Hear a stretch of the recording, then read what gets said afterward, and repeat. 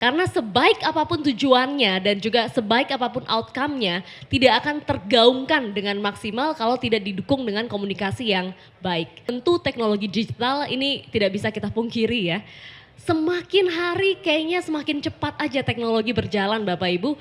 Kita baru kenal ChatGPT, baru kenal AI, kok sekarang sudah maju lagi ke dimensi berikutnya yang semakin cepat, semakin canggih, semakin tidak kentara mana robot, mana manusia. Terima kasih, selamat sore Bapak Ibu semua.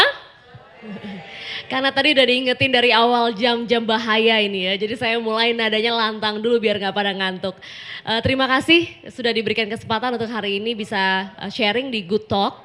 Karena bersama Perhumas juga kita bicara baik, jadi Good Talk Indonesia bicara baik selaras dan senang sekali hari ini saya mewakili tentunya teman-teman yang hadir juga dari para pengurus Perhumas di sini. Salam juga dari Pak Ketum Boy Klana yang tentunya juga selalu bekerja sama ya dengan Good News from Indonesia. Mas Haji juga kita senang bertemu lagi.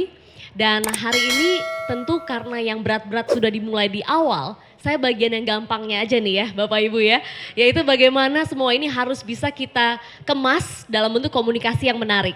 Karena sebaik apapun tujuannya dan juga sebaik apapun outcome-nya tidak akan tergaungkan dengan maksimal kalau tidak didukung dengan komunikasi yang baik. Nah untuk itu Perhumas juga memiliki satu tujuan ini ya untuk menggaungkan yang baik-baik tadi lewat campaign kita Indonesia Bicara Baik. Dan selain di Perhumas sebagai Wakil Ketua Umum di periode ini, saya juga di korporasi Bapak Ibu di Kompas Gramedia seperti yang tadi sudah disebutkan oleh moderator. Dan di Kompas Gramedia kami juga memulai upaya keberlanjutan dengan di tahun ini membentuk Office of Sustainability. Nah tentu karena kita basicnya adalah perusahaan media, banyak yang bilang, loh jadi ngerjain apa dong gitu ya. Kalau perusahaan-perusahaan yang bergerak mengelola hasil alam barangkali tentu langsung melakukannya ke alam gitu ya. Menanam kembali, melakukan ya barangkali reboisasinya, penanaman mangrove dan lain sebagainya. Nah karena basic kita media jadi tentu yang paling besar dan paling banyak effort yang kita lakukan melalui pemberitaan media. Untuk itu Bapak Ibu kita punya yang namanya kanal KG Media Lestari. Jadi kanal ini benar-benar kami khususkan untuk upaya-upaya baik sustainability yang dilakukan oleh perusahaan-perusahaan maupun juga pemerintah di Indonesia. Dan kemudian gaungnya kita juga akan angkat ke tingkat global, di tingkat Asia dan mudah-mudahan Indonesia muncul nih. Terus perusahaan-perusahaan inisiatif-inisiatif pemerintah yang berkomitmen untuk keberlanjutan dengan lebih masif lagi gitu ya. Walaupun belum ada secara jelas, mungkin kita tunggu pemerintah sebentar lagi bagaimana kebijakannya terhadap sustainability ini. Tapi yang saya ingin sharing karena juga dalam kapasitas hari ini mewakili Perhumas, bagaimana sih dari sisi komunikasi kita bisa menyampaikannya dengan baik. Nah mungkin ini banyak teorinya jadi nggak perlu dibaca satu-satu ya Bapak Ibu, kita bisa nanti baca kalau materinya dibagikan saja. Yang pasti kami baru saja di tahun 2024 lalu mengadakan World PR Forum di mana ajang ini merupakan ajang berkumpulnya praktisi humas tidak hanya di Indonesia tapi juga dari mancanegara. Dan ini adalah temanya Purposeful Influence for the Common Good. Nah Bapak Ibu, saya ingin sharing sedikit ya, apa yang kemudian dari acara ini kami dapat sampaikan terkait dengan keberlanjutan dan upaya kita mengkomunikasikannya. Bapak Ibu yang menjadi highlight paling tidak ada 3 ini. Narasi dan storytelling untuk membangun persepsi yang kuat, karena tentu tadi ya upaya baik, bagaimana upaya keberlanjutan, CSR dan lain sebagainya, kolaborasi, itu perlu narasi juga yang baik untuk bisa menjadi obrolan orang gitu ya. Katanya supaya bisa menjadi viral, supaya bisa menjadi trending itu juga perlu storytelling yang menarik. Nah disitulah peran komunikasi untuk bisa menyampaikannya dengan menarik. Dasar dari storytelling Bapak Ibu sebagai praktisi komunikasi, sebagian di sini saya lihat praktisi komunikasi yang hadir, tentu memahami ya bahwa kita tidak hanya bercerita tak, tapi kita mengajak audiens ikut merasakan. Contoh gampang kalau dalam sehari-hari Bapak Ibu storytelling ini barangkali seperti ini ya. Kalau saya datang ke ruangan ini, terus kemudian saya bilang bahwa, wah tadi saya baru dipuji bos. Oke, kita tangkap ya pesannya dipuji bos. Tapi nggak ada engagementnya nih dengan Bapak Ibu di sini ya. Nggak terasa emosi saya waktu dipuji dan lain sebagainya. Berbeda ketika saya datang dan saya bilang, Kak Sorma, pagi tadi Pak Andi masuk ke ruangan saya, terus dengan mata yang berbinar-binar, dia menyampiri saya, terus dia tepuk pundak saya. Glory, you really do a great job. Beda nggak Bapak Ibu? Dengan menceritakannya dengan penuh emosi, latarnya, emosinya, kita lebih dapat gitu ya nuansanya. Disitulah peran dan juga kekuatan dari storytelling tadi. Nah ini yang juga penting Bapak Ibu dalam kita menarasikan perbuatan-perbuatan, giat-giat baik gitu ya, utamanya dalam CSR dan juga upaya keberlanjutan yang kita lakukan. Kemudian reputasi yang kuat untuk keberlanjutan dan kepemimpinan yang bertanggung jawab, ini juga perlu reputasi. Jadi dari narasi menjadi reputasi dan ini akan membawa pesan tadi semakin kuat jika ada leadership yang kuat. Nanti akan ada di bagian belakang penjelasannya lagi Bapak Ibu, tentu teknologi digital ini tidak bisa kita pungkiri ya. Semakin hari kayaknya semakin cepat aja teknologi berjalan Bapak Ibu.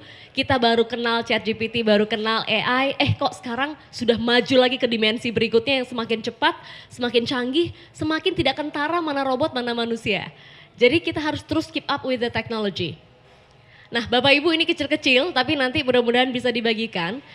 Komunikasi yang efektif dalam menciptakan inisiatif keberlanjutan yang relevan dan berdampak. Bapak Ibu ini paling tidak ada 5 hal yang bisa saya sampaikan bagaimana pentingnya komunikasi tadi. Disampaikan oleh sebelumnya ya pembicara yang sudah hadir bahwa perlu ya ada platform komunikasi dari komunitas dan juga kepada pembuat kebijakan atau juga kepada perusahaan. Kenapa Bapak Ibu ya? Karena kita kalau mau membuat event, membuat gerakan, membuat suatu produk gitu ya, produk ya mungkin bisa katakan campaign lah. Tentu kita perlu input juga dari orang yang merasakan dampak itu. Bapak Ibu buat program CSR, wah Bapak Ibu sudah rancang nih ya, kira-kira ini kan berhasil nih, bagus dan lain sebagainya. Bapak Ibu tentu melakukan CSR itu pasti ke lingkungan yang lain ya, bukan ke lingkungan kita sendiri ya. Jadi kalau ke dalam itu namanya internal event gitu ya, karena CSR itu dampaknya pasti ke lingkungan, dilakukannya di lingkungan yang lain. Nah ketika Bapak Ibu melakukannya ke lingkungan yang lain perlu ada feedback. Apakah itu yang dibutuhkan oleh lingkungan di mana kita akan melakukan program. Nah perlu ada dialog terbuka dan transparan. Selanjutnya tentu kita harus melibatkan komunitas dalam perencanaan. Tidak hanya sebagai sasaran, tapi lingkungan juga dilibatkan sebagai stakeholders. Untuk dimintai pendapat secara aktif, kemudian juga dibuat relevan dengan kebutuhan lokal. Jadi kadang-kadang kita canggih bener gitu ya Bapak Ibu, membuat rancangan-rancangan sesuai dengan acuan global. Barangkali belum tentu menjadi jawaban untuk lokasi atau juga daerah yang ingin kita terapkan. Jadi melibatkan komunitas dalam perencanaan termasuk dalam hal komunikasi. Menggunakan bahasa yang mudah dipahami. Sekarang ini istilah ESG, kemudian apalagi Bapak Ibu SDGs gitu-gitu ya. Orang juga masih bingung-bingung. Kayak waktu dulu 2024, 2023 stunting lah kira-kira gitu ya. Kompas yang konsisten juga menggunakan bahasa Indonesia, kemudian menerjemahkan stunting itu menjadi tengkes. Oh orang bingung lagi, apa tuh tengkes gitu ya. Istilah-istilah kadang-kadang Bapak Ibu tidak mudah dimengerti oleh akar rumput kita. Disitulah peran komunikasi, praktisi-praktisi komunikasi untuk bisa menyederhanakannya. Menjadi bahasa sehari-hari bagi kalangan komunitas yang akan kita samperi. Kemudian Bapak Ibu tentu saluran komunikasi yang tepat itu perlu juga ya. Jadi acara seperti ini tatap muka langsung setelah COVID, wah ini privilege banget ya Pak ya. Setelah sudah lama rasanya kok kita berhadapan sama layar bisa ketemu muka. Tapi Bapak Ibu ada kalanya juga kita perlu efisiensi waktu sehingga kegiatan hybrid itu juga perlu dilakukan. Generasi Z, generasi milenial itu sudah menguasai lebih dari 60% saya rasa ya populasi dunia. Dan di Indonesia Emas 2030 nanti sampai 2045 tentunya kita ada bonus demografi Bapak Ibu. Generasi mudanya itu banyak yang di usia-usia produktif. Kemana sih mereka berkomunikasi? Apakah masih menggunakan email? Masih menggunakan kertas Bapak Ibu? Nah, kita harus memilih platform komunikasi yang tepat supaya pesan kita sampai. Monitoring dan umpan balik berkala ini juga nggak kalah penting. Kita merasa sudah cukup maksimal, kita merasa sudah cukup baik Bapak Ibu, dan kira-kira kayaknya semua channel komunikasi, semua social media, platform sudah dipakai gitu ya. Tapi kadang-kadang kita lupa melakukan pengukuran. Seberapa efektif, ada masukan apa yang bisa kita follow up untuk hari yang lebih baik lagi besok melakukan program tersebut. Jadi jangan lupa untuk selalu melakukan MONEV, monitoring dan juga evaluasi. Nah Bapak Ibu kalau bilang contoh gitu ya, kalau tadi sudah banyak di-sharingkan mengenai keberlanjutan dan upaya-upayanya, saya ngambil salah satu contoh Bapak Ibu ya. Unilever ini bukan perusahaan sendiri ya pastinya, jadi mengambil contoh dari banyak teman-teman. Melakukan Sustainable Living Plan dengan menggunakan komunikasi dua arah. Ini contohnya bagaimana mereka melibatkan komunitas untuk bisa ada diskusi, kemudian ada juga konsultasi, mengembangkan solusi. Tadi saya baru ngobrol-ngobrol sebelumnya sama Mas Erik, gimana ya Mas persoalan sampah kita ini bisa beres gitu ya. Kok kadang-kadang kita di rumah kita pilah, yang ngangkut sampah masih digabung juga. Kadang-kadang kita mau punya upaya baik untuk yuk kita ngajak teman-teman kantor kita hemat listrik. Tahu-tahu kita lihat kok ternyata dampaknya nggak signifikan banget secara rupiah. 1 bulan, 2 bulan lupa lagi gitu Bapak Ibu ya. Nah apa sih yang terjadi Bapak Ibu? Kita harus bisa membuka komunikasi yang baik untuk supaya hasilnya itu bisa maksimal. Kalau memang angkut sampahnya di daerah kita belum ada yang pilah Bapak Ibu, gimana caranya? Nah mungkin ada cara lain. Bapak Ibu bisa melakukan kumpul diskusi warga untuk membuka bank sampah dulu misalnya ya. Jadi jangan dipaksakan kita pilah dari rumah tapi ngangkut digabung misalnya ya. Tapi kita bisa melakukan diskusi dulu apa sih problemnya di daerah tersebut yang mungkin nggak bisa plek-plek gitu Bapak Ibu pakai SOP yang ada secara umum. Nah disitulah peran bagaimana bisa ada komunikasi dua arah tadi. Ini contoh dari Unilever ya, yang melakukan program daur ulang melibatkan komunitas lokal dalam melakukan pengumpulan dan pengelolaan sampah plastik. Nah berikutnya lagi Bapak Ibu, komunikasi dan juga komunitas yang diberdayakan itu tentu adalah kunci suatu program keberlanjutan. Nah ini hal-hal saja, saya rasa nanti ini mirip ya Bapak Ibu ya, pendekatannya kebutuhan lokal, bagaimana juga adalah penguatan ekonominya, partisipasi aktif dalam pengambilan keputusan dan juga evaluasi yang berkala. Saya masuk saja ke contoh lagi Bapak Ibu. Kalau Bapak Ibu ingat istilah mungkin ya, 5 atau juga pentahelix Bapak Ibu ya. Jadi pemerintah, kemudian ada akademisi di situ, kemudian ada masyarakat, ada swasta atau juga bisnis di situ, industri dan juga ada media. Nah Bapak Ibu memang tidak bisa sendiri. Ini adalah salah satu contoh lagi dari salah satu program yang dilaksanakan oleh Kementerian Kehutanan, yaitu program Kampung Iklim Bapak Ibu ya, yang memberdayakan tidak hanya satu stakeholders Bapak Ibu. Jadi mereka melakukan kolaborasi tingkat pentahelix. Jadi melibatkan tadi masyarakat, kalau tadi contoh Unilever 2 pihak, ini melibatkan masyarakat, melakukan pendampingan dan pelatihan begitu ya, bagaimana caranya untuk bisa mengurangi emisi karbon, mengelola sumber daya secara bijak, tapi juga kemudian mengelola komunitasnya, mengelola bagaimana kebijakan dari tingkat pemerintah, mengelola juga bagaimana narasinya di media, dan tentunya melibatkan akademisi juga untuk membuat temuan-temuan dari hasil evaluasi. Nah Bapak Ibu, ini juga sama ya Bapak Ibu ya, kolaborasi pentahelix yang juga muncul dari inisiatif contoh Forest Stewardship Council, di mana ada pemerintah, ada perusahaan, ada organisasi masyarakatnya, dan juga Bapak Ibu tentunya ada peran media untuk menggaungkan. Bapak Ibu banyak hal ya yang sebenarnya kalau kita lihat itu mungkin terkesan, oh ini kita udah bisa lakukan secara teoritis. Tapi Bapak Ibu, hal yang mungkin perlu kita ingat bahwa hal-hal teori itu perlu disederhanakan supaya bisa diserap dengan baik oleh masing-masing pihak. Contohnya di tingkat pemerintahan. Kita harus mengacu juga pada bagaimana perencanaan pemerintahan untuk keberlanjutan. Itu nggak bisa kita karang-karang Bapak Ibu ya. Seperti Bappenas yang sudah punya petanya, perencanaannya untuk membuat anggaran di masing-masing kementerian harus mengacu kepada hal-hal yang sudah ada itu.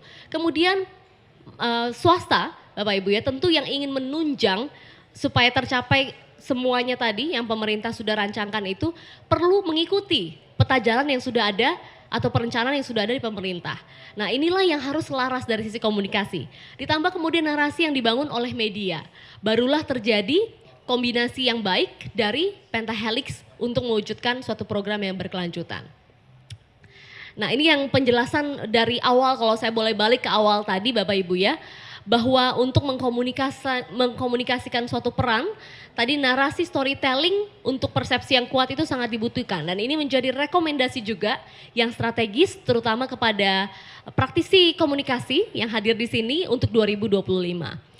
Sebagai public relation, sebagai komunikator Bapak Ibu, kita harus memprioritaskan penguatan narasi yang relevan, yang otentik Bapak Ibu ya, dan inklusif untuk memperkuat persepsi positif dengan juga bisa membentuk nation branding. Ini penting. Indonesia bicara baik, good news from Indonesia, ada branding yang dibuat Bapak Ibu ya. Kenapa? Karena setiap gerakan yang berhasil, komunikasi yang berhasil itu pasti ada branding yang diangkat. Terus menerus secara konsisten supaya kemudian dampaknya bisa terasa. Nah, Bapak Ibu jangan lupa juga bahwa yang menjadi isu yang lagi seksi di tahun itu apa sih gitu ya. Jadi kalau kita ingat 2023-2024 lalu perhatian pemerintah terhadap gizi, terhadap stunting, kemudian di 2025 kira-kira arahnya kemana? Banyak yang sudah bicara apa yang terjadi di global sudah beberapa waktu lebih cepat, yaitu mengenai lingkungan, keberlanjutan, ESG. Nah, inilah yang perlu juga kita soroti Bapak Ibu, peran dalam memperkuat reputasi melalui keberlanjutan dan kepemimpinan yang bertanggung jawab ini bicara soal bagaimana kita menjadi katalisator inisiatif, sekaligus juga reputasi nasional yang dibentuk. Jadi Bapak Ibu, kita harus juga mengikuti, harus riding the wave apa yang sedang menjadi tren atau perhatian di tahun tersebut.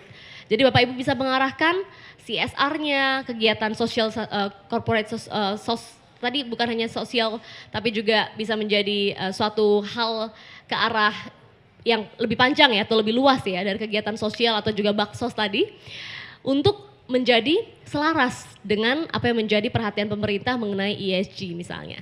Nah, ini yang harus juga kita lihat dan membentuk tadi national brandingnya bahwa Indonesia menuju ke misalnya ya zero emission sampai tahun keberapa, Indonesia menuju ke Indonesia bersih. Kalau kita sekarang lihat ya pemerintah dari pariwisata, wisata bersih gitu. Dan Bapak Ibu lihat lagi lingkungan hidup mungkin ya karena setelah ada pembahasan mengenai hutan produksi juga akan mengarah ke lingkungan bersih. Nah, seperti apa yang menjadi tren di pemerintah ini perlu untuk juga ditingkatkan kita melalui peran organisasi masyarakat, melalui swasta dan juga praktisi kehumasan atau praktisi komunikasi ke arah yang sama. Nah, ini dari penjelasan lebih lanjut mengenai teknologi yang bisa kita manfaatkan ya Bapak Ibu ya. Jadi banyak hal yang bisa juga kita ambil karena komunikasi saja kalau cuman ngomong-ngomong gitu Bapak Ibu tanpa adanya data, tanpa adanya riset itu kurang kuat juga. Nah, disinilah kita bisa memanfaatkan teknologi untuk mengambil misalnya big data. Dengan bantuan AI, Bapak Ibu ya, bisa ada narasi dengan data yang lebih kuat. Kita bisa mendapatkan juga Bapak Ibu data-data mengenai program-program dengan lebih cepat. Nah, kita juga bisa memanfaatkan efisiensi dalam penyampaian pesan melalui channel yang cocok dengan target audiens kita melalui pemanfaatan digital. Dan tentunya Bapak Ibu ya, ini karena waktunya 15 menit gitu ya, saya coba kebut-kebut saja. Jadi setelah yang tadi ada rekomendasi untuk para praktisi komunikasinya. Kepada kita yang menjadi penggaungnya Bapak Ibu ya, memang yang tidak pernah bisa berubah walaupun teknologinya secanggih-canggih apapun adalah kompetensi manusianya. Kompetensi manusianya ini harus ditingkatkan Bapak Ibu. Jadi kalau kita bicara soal bagaimana sekarang ini ya, perubahan global sangat cepat Bapak Ibu, penguasaan bahasa asing, kemudian juga meningkatkan kompetensi untuk mempelajari hal baru, misalnya dalam hal ini mempelajari bagaimana menghitung karbon dan lain sebagainya, bagaimana mengkomunikasikan hasil dari mungkin CSR atau kegiatan ESG yang Bapak Ibu lakukan di perusahaan, itu juga dengan baik supaya ada dampaknya Bapak Ibu ya, ada pengukurannya, Itu tentu kompetensi yang baru yang perlu kita pelajari, yang perlu kita tingkatkan. Kemudian jangan lupa Bapak Ibu, kita tetap harus memegang teguh standar etika dan juga praktik humas dalam membangun kredibilitas. Jadi tidak boleh ada narasi-narasi tipu-tipu gitu ya. Kalau istilah orang lingkungan mungkin greenwashing, kalau di komunikasi apa tuh namanya? White lies gitu ya. Mengatakan sudah melakukan hal ini tapi sebenarnya baru mungkin 30-20% dalam perencanaan Anda. Jadi pentingnya narasi yang benar dan hasil yang betul-betul dilakukan baru diklaim. Jadi kalau kita masih on progress Bapak Ibu hati-hati untuk menyampaikan narasinya supaya tetap kita jaga etika dan kredibilitas kita. Kemudian tentunya pengembangan soft power. Bapak Ibu, Indonesia sangat kaya sekali akan budaya dan kemudian juga keragaman bahasanya, suku dan rasnya Bapak Ibu ya, pariwisatanya, dan ini semua menjadi kekuatan yang baik untuk diplomasi kita dan juga untuk dapat mengembangkan narasi-narasi yang baik. Karena bahannya banyak Bapak Ibu ya. Tinggal kita lihat nanti bagaimana program kita bisa dikaitkan dengan kebudayaan. Bagaimana program kita bisa dikaitkan juga dengan kearifan lokal. Sehingga itu menjadi unsur keunikan dari program Bapak Ibu sekalian. Soft power. Kemudian Bapak Ibu tentunya kita ingin membentuk generasi-generasi emas juga yang paham akan isu-isu yang kita lakukan di generasi ini. Untuk itu perlu adanya pendidikan dan pelatihan yang berkelanjutan untuk men-pass on kemampuan-kemampuan, ilmu-ilmu yang sudah didapatkan untuk bisa terus berlanjut. Jadi perlu juga ada keberlanjutan bagi pelatihan praktisi humas maupun komunikasi dan juga tentunya bagi perusahaan Bapak Ibu, mungkin Bapak Ibu tidak memiliki khusus divisi PR tapi juga bisa memanfaatkan masing-masing dari anggota perusahaan Anda sebagai komunikator. Nah, inilah di sini kita perlu adanya pelatihan terus-menerus untuk membentuk generasi masa depan yang juga memiliki kemampuan yang baik. Kemudian tadi penguatan national branding Bapak Ibu, kampanye-kampanye harus strategis dan konsisten supaya nggak bingung arahnya kemana ya gitu ya. Kalau Indonesia bersih, konsisten. Indonesia bicara baik, good talk, Indonesia bicara baik, konsisten. Tinggal nanti Indonesia bicara baik konteksnya apa, Indonesia bicara baik dalam hal apa. Jadi itu bisa terus dikembangkan, tapi kampanye besarnya Bapak Ibu harus konsisten supaya pesan yang ingin kita sampaikan itu bisa diserap oleh masyarakat. Dan jangan lupa Bapak Ibu dalam mempersiapkan respon dan strategi komunikasi yang proaktif terhadap isu-isu global. Karena tidak terlepas Bapak Ibu posisi Indonesia itu secara geografis dikelilingi oleh negara-negara sahabat ya. Dan juga tentunya kalau bicara soal isu lingkungan, kita juga melihat yang lebih luasnya lagi terjadi di dunia seperti apa. Jadi tidak hanya kalau misalnya di dunia ya bicara soal perubahan iklim gitu ya. Mungkin suhu es yang mencair dan lain sebagainya jauh lah itu dari Indonesia.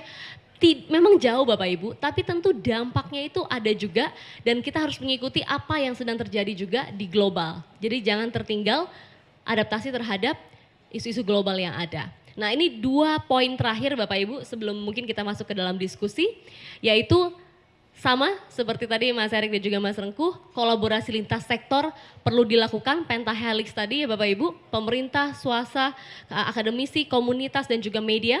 Kemudian pemanfaatan teknologi dan juga data untuk bisa melakukan praktik komunikasi dan juga kehumasan yang strategis. Karena tentu manusia boleh terus berkreasi Bapak Ibu ya, tapi mesin bisa membantu kita lebih cepat dan melakukan duplikat atau juga penggaungan dari suatu pesan itu dengan lebih masif. Jadi kita harus bekerja bersama-sama dengan teknologi juga. Saya rasa itu Bapak Ibu yang menjadi penutup dari bagaimana komunikasi bisa merangkumkan supaya semua upaya baik, semua program-program baik terhadap keberlanjutan bisa mencapai maksud dan juga hasil yang paling maksimal dari yang kita upayakan. Terima kasih. Terima kasih.